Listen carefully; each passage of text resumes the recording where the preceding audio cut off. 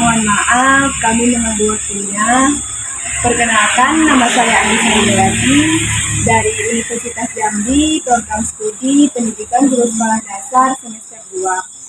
Sebelum kita kepada pembahasan lebih lanjut, bolehkah Bapak untuk memperkenalkan diri terlebih dahulu?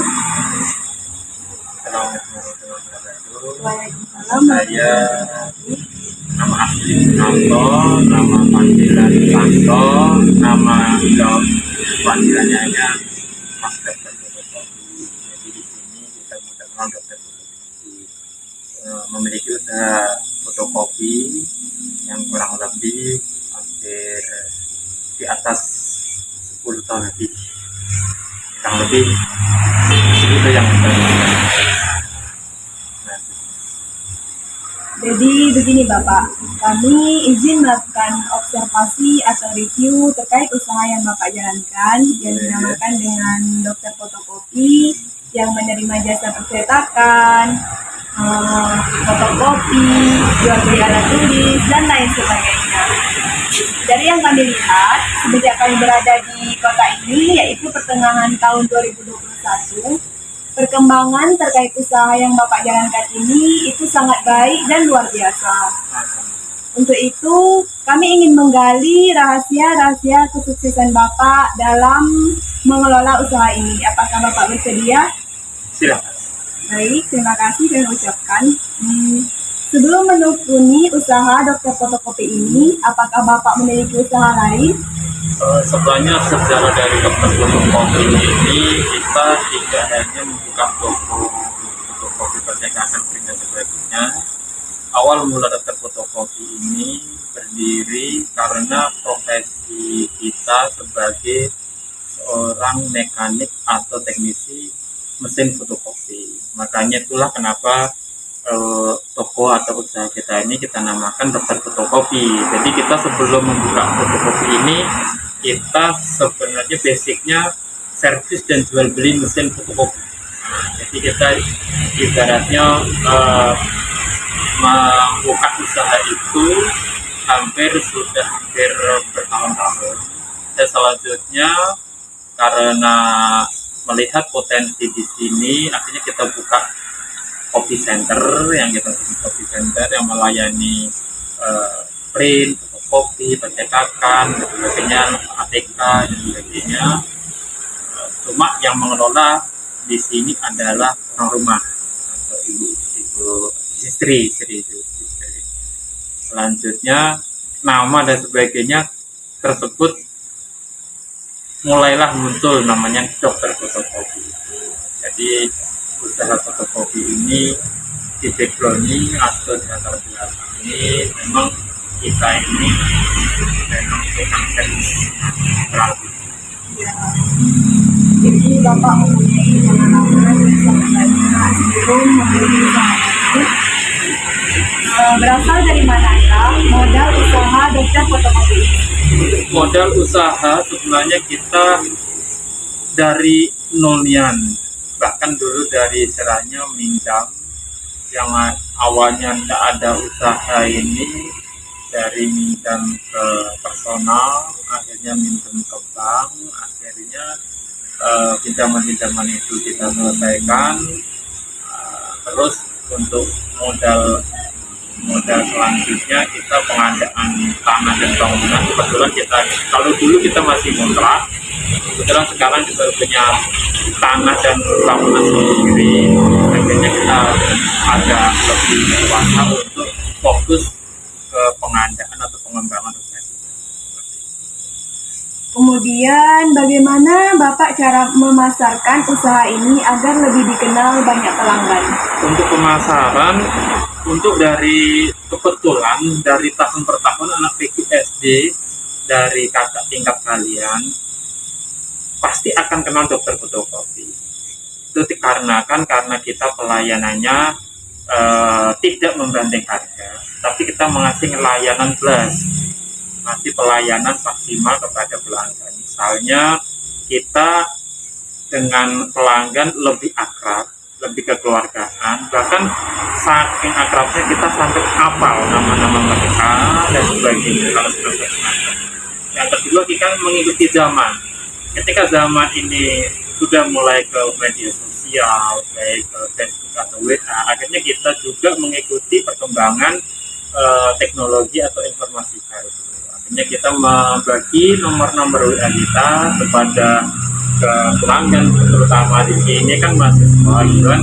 Jadi kita kasih nomor WA kita ke mahasiswa, sehingga mahasiswa ini dipermudah dengan ada nomor ini, mereka hanya ngirim file, selanjutnya kita yang ngopi, mahasiswa hanya tinggal jemput. Jadi tidak perlu ngeprint sendiri, tidak perlu datang ke toko lama-lama, tapi datang ke toko hanya menjemput. Selesai itu langsung cepat. Artinya kebanyakan mahasiswa ini masuk pagi.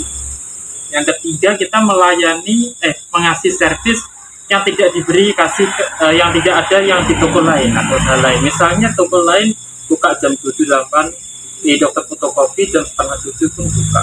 Bahkan kita ngasih pelayanan ketika kakak tingkat kalian nyusun skripsi atau apa sampai malam pun kita layani, kita kawani dan sebagainya, bantu nyusun. Akhirnya kekeluargaan dan sebagainya antara kita dengan pelanggan, antara kita dengan yang memang pelanggan itu tercipta selain itu dan kuat. Ketika kita misalnya ini terbukti, ketika kita kontrak di sebelumnya tempat yang lama sampai pindah ke sini, pelanggan alhamdulillah tidak banyak hari, masih banyak hari TKH. Yang keempat, kita ngasih solusi ketika ada permasalahan pelanggan. Misalnya pelanggan kemarin ngeprint ibu-ibu kan, ini ada salah satu kasus ngeprint di tempat lain, di tempat kawan juga, flash disk yang dicolokin hilang filenya. Nah, kita ngasih solusi kepada pelanggan ataupun enggak pelanggan, misalnya pembeli baru, kita bisa insya Allah mengembalikan file-file yang hilang.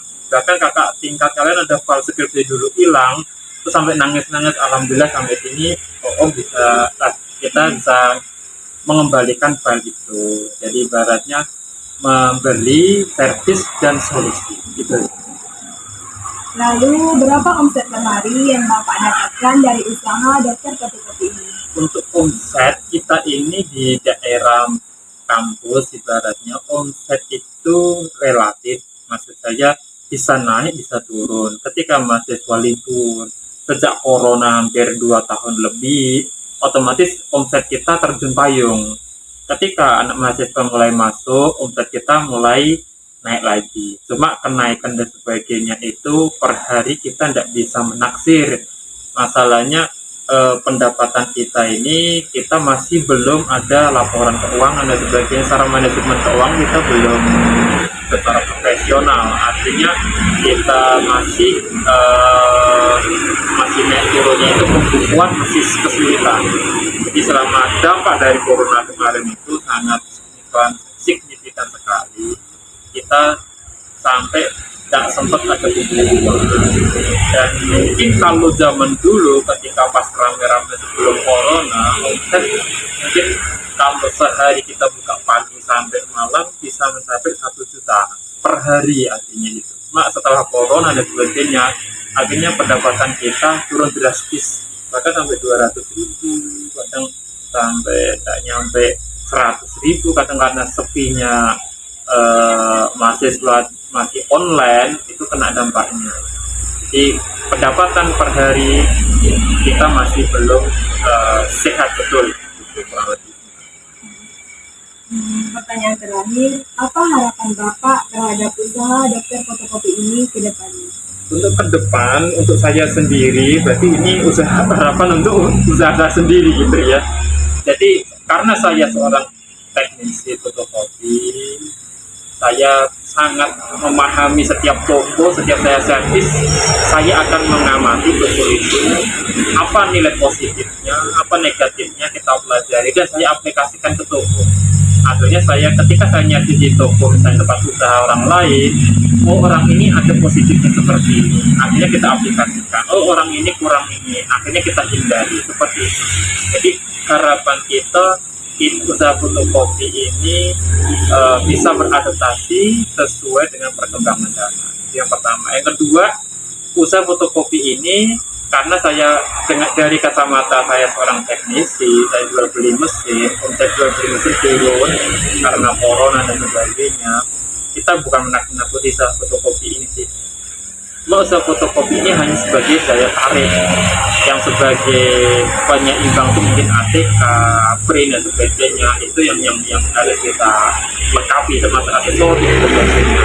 Makanya dengan adanya corona kemarin kita belajar dari sejarah, omset fotokopi akan menurun karena banyak dari tidak hanya kampus, sekolah pun beradaptasi. Yang awalnya ada ujian menggunakan kertas, mereka menggunakan komputer.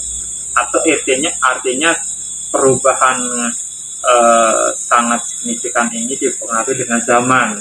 Orang awalnya memakai kertas, sekarang pakai komputer atau internet sebagainya.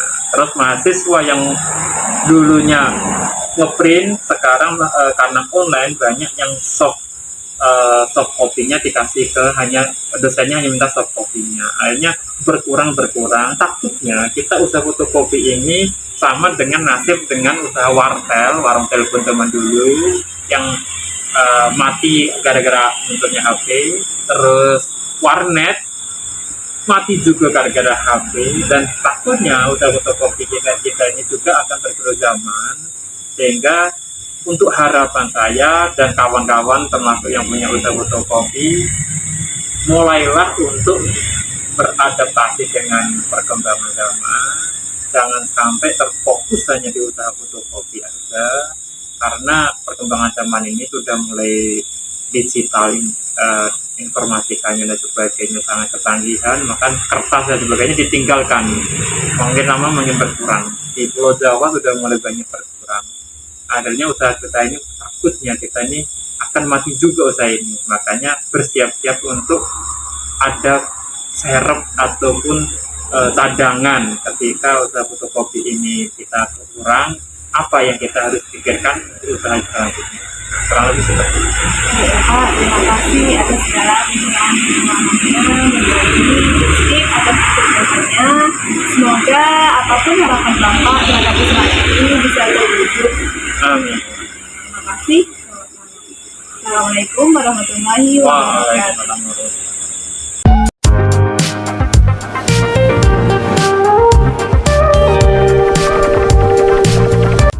Halo semuanya, kembali lagi bersama saya Anissa Hidayati. Pada kesempatan kali ini saya akan menjelaskan mengenai sebuah perencanaan usaha, Anissa Printer, percetakan dan pelayanan online. Yang pertama, saya akan menjelaskan tentang latar belakang. Alasan saya memilih usaha ini adalah karena letak strategis rumah saya yang berada di lingkungan persekolahan dan perkantoran, di mana dengan usaha ini dapat memudahkan para pelajar, guru, dan karyawan kantor untuk mendapatkan barang yang dibutuhkan. Seiring dengan perkembangan zaman, segala macam bentuk pembayaran atau administrasi, mulai dari air, listrik, bahkan uang kuliah tunggal pun dapat dilakukan secara online. Tetapi, tidak semua masyarakat dapat mengikuti perkembangan teknologi dengan baik. Untuk itu, saya berinisiatif membuka jasa pelayanan online yang dapat memudahkan masyarakat. Di samping itu, saya ingin memanfaatkan hobi saya dalam membuat desain-desain yang menarik dan cantik. Selanjutnya, jenis dan ukuran usaha. Adapun jenis usaha yang saya lakukan adalah bentuk pelayanan yang dapat memudahkan pekerjaan orang lain, di mana kami menerima layanan print, fotokopi, mendesain dan mencetak foto, brosur, undangan, jual beli alat tulis, pulsa, kuota internet, dan pelayanan tarik tunai menggunakan BRI Link. Ukuran usaha adalah sedang, karena saya akan memulai usaha ini dari awal. Selanjutnya, tujuan usaha. Yang pertama, untuk menciptakan lapangan pekerjaan. Yang kedua, mengurangi jumlah pengangguran. Yang ketiga, mendapatkan keuntungan. Dan yang terakhir, melayani konsumen. Strategi pemasaran dilakukan secara langsung, yaitu dengan membuka sebuah ruko di depan rumah. Aspek kelebihan dan kekurangan usaha. Kelebihan: yang pertama, lokasi usaha yang strategis. Yang kedua, harga yang ditawarkan cukup terjangkau. Yang ketiga, mempermudah urusan pelajar, guru, tenaga kerja, dan masyarakat. Kekurangan: kurangnya tenaga kerja. Analisis lokasi. Alamat usaha terletak di Jalan Durian, Gelugur, Tanjung Agung, sebelum kantor camat Kecamatan Mukomuko Batu Tujuh.